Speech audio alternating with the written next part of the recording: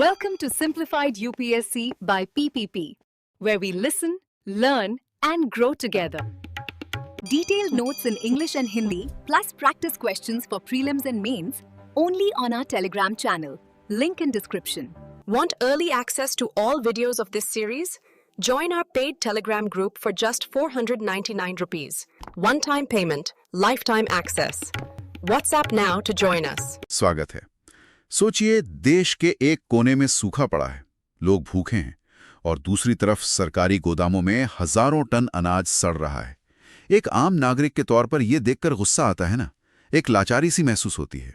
पर क्या आप जानते हैं कि इसी लाचारी को एक मामूली सी चिट्ठी ने उम्मीद में बदल दिया था। और सिर्फ उम्मीद में ही नहीं, बल्कि एक ठोस कार्रवाई में।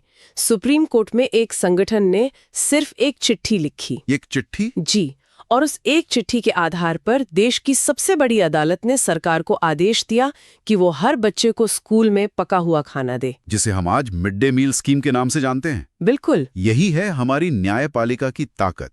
और आज हम इसी ताकत की परतों को खोलने वाले हैं।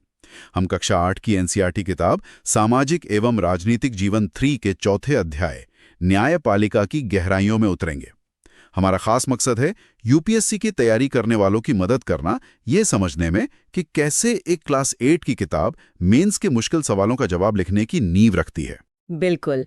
और शुरू करने से पहले एक छोटी सी गुजारिश। अगर आपको हमारा काम पसंद आता है और आप चाहते हैं कि हम ऐसे ही उपयोगी विश्लेषण लाते रहें, तो कृपया हमारे YouTube चैनल को सब्सक्राइब करें और हमारी पेड मेंबरशिप ज्वाइन करके हमें सपोर्ट जरूर करें। तो चलिए उसी कहानी से शुरू करते हैं। मतलब एक चिट्ठी का संज्ञान लेकर सुप्रीम कोर्ट ने इतना बड़ा फैसला कैसे दे दिया? ये व्यवस्था क्या कहलाती है? इस व्यवस्था को कहते हैं जनहित याचिका या पब्लिक इंटरेस्ट लिटिगेशन, जिसे हम सब PIL के नाम से जानते हैं। PIL, हाँ सुना है।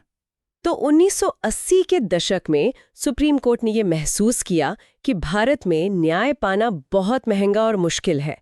एक आम गरीब आदमी के लिए कोर्ट के चक्कर काटना मतलब लगभग नामुमकिन था। अच्छा, मतलब सैद्धांतिक तौर पे तो अधिकार था, पर असलियत में कोर्ट के दरवाजे सबके लिए खुले नहीं थे। एग्जैक्टली, बिल्कुल सही कहा। इसी खाई को पाटने के लिए PIL की शुरुआत हुई। इसके तहत कोई भी व्यक्ति या संस्था उन लोगों की तरफ से कोर्ट में याचिका डाल सकती है जिनके अधिकारों का हनन हो रहा है, पर वो खुद कोर्ट नहीं आ सकते। और जैसा आपने कहा, एक पोस्टकार्ड या चिट्ठी को भी याचिका माना जा सकता है। जी हाँ, इसने न्याय को सचमुच लोकतांत्रिक बना दिया, सबकी पहुंच में ला दिया। लेकिन यहाँ एक सवाल उठता है। इस PIL में भोजन के अधिकार की बात की गई, पर जहां तक मुझे याद है, संविधान में राइट टू फूड जैसा कोई मौलिक अधिकार सीधे तौर पर तो लिखा नहीं है। तो फिर कोर्ट ने किस आधार पर सरकार को आदेश दे दिया? बहुत ही शानदार सवाल है, और यही वो बिंदु है जहां एनसीईआरटी की समझ सीधे यूपीएससी मेंस के उत्तर लिखने में काम आती है। अच्छा। कोर्ट ने संविधान के अनुच्छेद 21 यानी जीवन के अधिकार की व्याख्या की। Right to life. हाँ, राइट टू लाइफ। कोर्ट ने कहा कि जीवन के अधिकार का मतलब सिर्फ जिंदा रहना नहीं, बल्कि सम्मान के साथ जिंदा रहना है। और सम्मान के साथ जीने के लिए भोजन का अधिकार एक बुनियादी जरूरत है। अरे वाह! मतलब कोर्ट ने संविधान में लिखी एक लाइन का दायरा इतना बढ़ा दिया कि उसमें भोजन का अधिकार भी शामिल हो गया। ये तो बहुत बड़ी शक्ति है। यही न्यायपालिका के सबसे महत्वपूर्ण कामों में से एक है, संविधान की व्याख्या करना और मौलिक अधिकारों की रक्षा करना। इसे हम न्यायिक समीक्षा या जुडिशियल रिव्यू भी कहते हैं। जुडिशियल रिव्यू मतलब अगर संसद कोई ऐसा कानून बनाती है जो संविधान के मूल ढांचे के खिलाफ है या किसी के मौलिक अधिकारों को छीनता है, तो न्यायपालिका उस कानून को रद्द कर सकती है। तो इसका मतलब ये हुआ कि जब हम यूपीएससी में पर्यावरण कानूनों पर कोई उत्तर लिख रहे होते हैं, तो सुप्रीम कोर्ट की ये शक्ति एक बहुत इंपॉर्टेंट पॉइंट बन जाती है। मैंने पढ़ा है कि स्वच्छ पर्यावरण का अधिकार भी अनुच्छेद 21 की व्याख्या से ही आया है। बिल्कुल सही पकड़ रहे हैं आप। अवैध खनन हो, प्रदूषण का मामला हो या विस्थापितों के पुनर्वास का सवाल हो, इन सब पर सुप्रीम कोर्ट के जो ऐतिहासिक फैसले हैं वो अनुच्छेद 21 की इसी व्यापक व्याख्या पर आधारित है। बिल्कुल। जब आप अपने मेंस के जवाब में इस न्यायिक नजरिए को शामिल करते हैं, तो आपका उत्तर सिर्फ सतही नहीं रहता, उसे एक संवैधानिक गहराई मिलती है। ठीक है। तो न्यायपालिका के पास संविधान की व्याख्या करने और मौलिक अधिकारों की रक्षा करने की जबरदस्त शक्ति है। लेकिन यहाँ एक डर भी पैदा होता है। अगर न्यायपालिका इतनी शक्तिशाली है तो क्या वो अपनी शक्ति का दुरुपयोग नहीं कर सकती?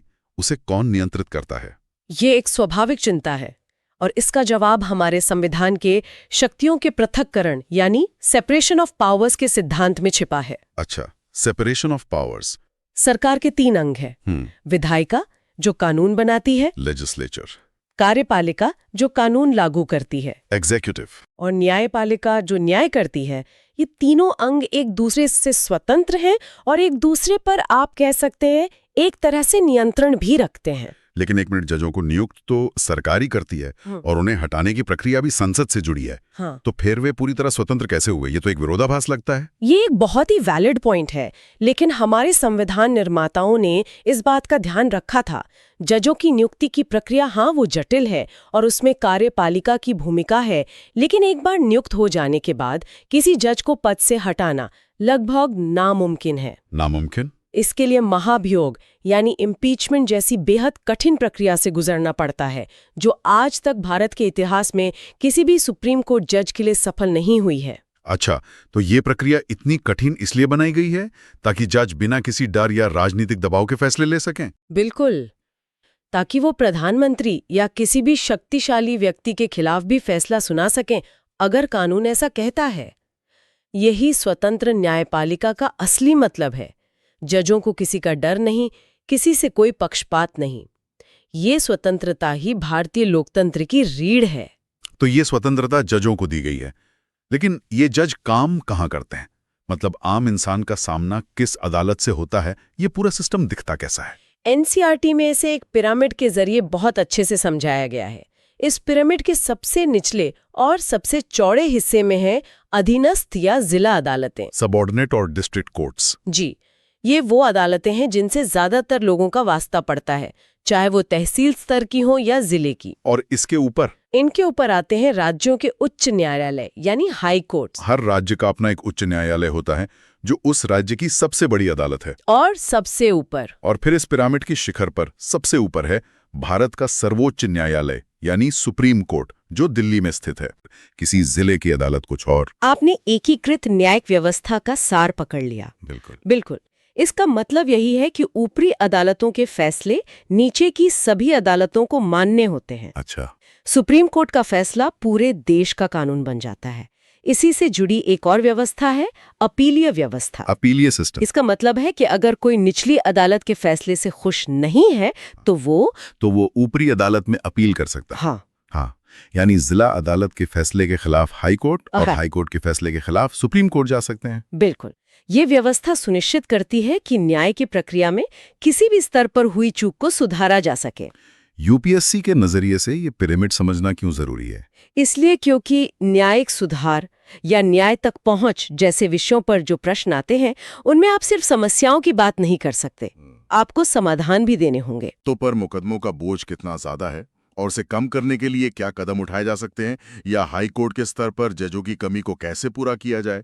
ये संरचनात्मक समझ आपके सुझावों को वजन देती है। ये बात समझ में आती है। तो जब कोई व्यक्ति इन अदालतों में जाता है तो उसके मामले अलग अलग तरह के होते होंगे।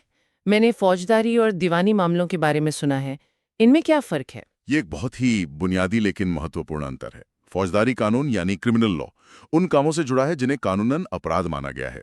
जैसे चोरी, मारपीट, दहेज के लिए हत्या, ये समाज के विरुद्ध अपराध माने जाते हैं। अच्छा, तभी ऐसे मामलों में पुलिस एफआईआर दर्ज करती है और केस सरकार बनाम अभियुक्त होता है। बिल्कुल, पुलिस जांच करती है, सबूत जुटाती है और कोर्ट में केस फाइल करती है। अगर आरोपी दोषी पाया जाता है तो उसे सजा मिलती है, जैसे जेल या जुर्माना। और दीवानी मामले, सिविल लॉ? दीवानी कानून यानी सिविल लॉ व्यक्तियों के अधिकारों के हनन से जुड़ा है। इसमें अपराध नहीं बल्कि विवाद होता है। विवाद जैसे कि? जैसे जमीन जायदाद का झगड़ा, किराएदार और मकान मालिक का विवाद, तलाक के मामले वगैरह। तो इसमें पुलिस का रोल नहीं होता? आमतौर पर नहीं। इसमें प्रभावित पक्ष को खुद अदालत में याचिका दायर करनी होती है और अदालत सजा नहीं देती बल्कि राहत देती है। राहत मतलब जैसे किसी को उसकी जमीन वापस दिलवाना या नुकसान का मुआवजा दिलवाना। एनसीईआरटी में घरेलू हिंसा से महिलाओं का संरक्षण अधिनियम 2005 का उदाहरण दिया गया है, जो एक नया दीवानी कानून है। यह अंतर समझना वाकई जरूरी है। प्रीलिम्स में इन दोनों के बीच के फर्क पर आसानी से सवाल बन सकते हैं। निश्चित रूप से। तो हमने आज न्यायपालिका की ताकत को एक PIL की कहानी से समझना शुरू किया। फिर हमने देखा कि ये शक्ति आती कहाँ से है, संविधान की व्याख्या और न्यायिक समीक्षा से। हाँ, स्वतंत्र न्यायपालिका और शक्तियों के पृथक्करण का सिद्धांत है, और हमने अदालतों के पिरामिड जैसी संरचना को भी समझा।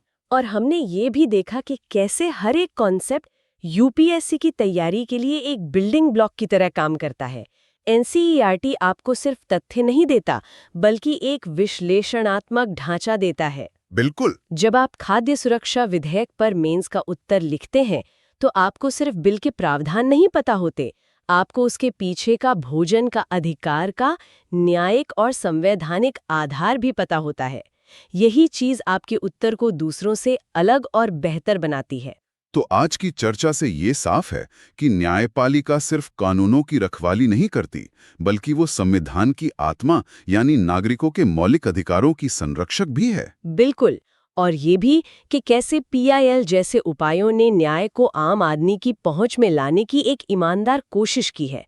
हालांकि चुनौतियां अभी भी बहुत है, लाखों केस पेंडिंग हैं, प्रक्रियाएं जटिल हैं। हाँ, और न्याय मिलने में सालों लग जाते हैं।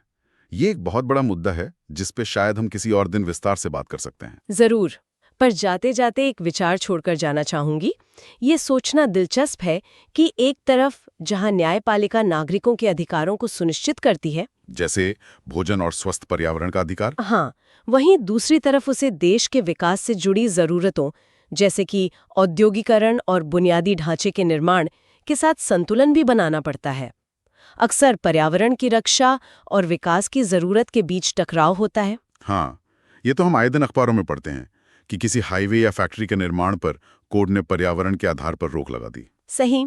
और यही संतुलन बनाना आज हमारी न्यायपालिका के लिए सबसे बड़ी और सबसे जटिल चुनौतियों में से एक है। ये एक ऐसी बहस है जिसका कोई आसान जवाब नहीं है। बहुत ही महत्वपूर्ण बिंदु। और इसी विचार के साथ आज की इस गहन चर्चा को यहीं समाप्त करते हैं। उम्मीद है कि न्यायपालिका पर आपकी समझ और गहरी हुई होगी और आपने ये भी समझा होगा कि यूपीएससी की तैयारी के लिए NCERT की बुनियाद कितनी जरूरी है। और एक बार फिर याद दिला दें, अगर आप हमारे काम का समर्थन करना चाहते हैं तो कृपया हमारे YouTube चैनल को सब्सक्राइब करें और हमारी पेड मेंबरशिप से जुड़ें। आपका समर्थन हमें और भी बेहतर कंटेंट बनाने के लिए प्रेरित करता है। धन्यवाद। Thanks for watching. Follow us on Telegram and Instagram. Don't forget to like, share, and subscribe.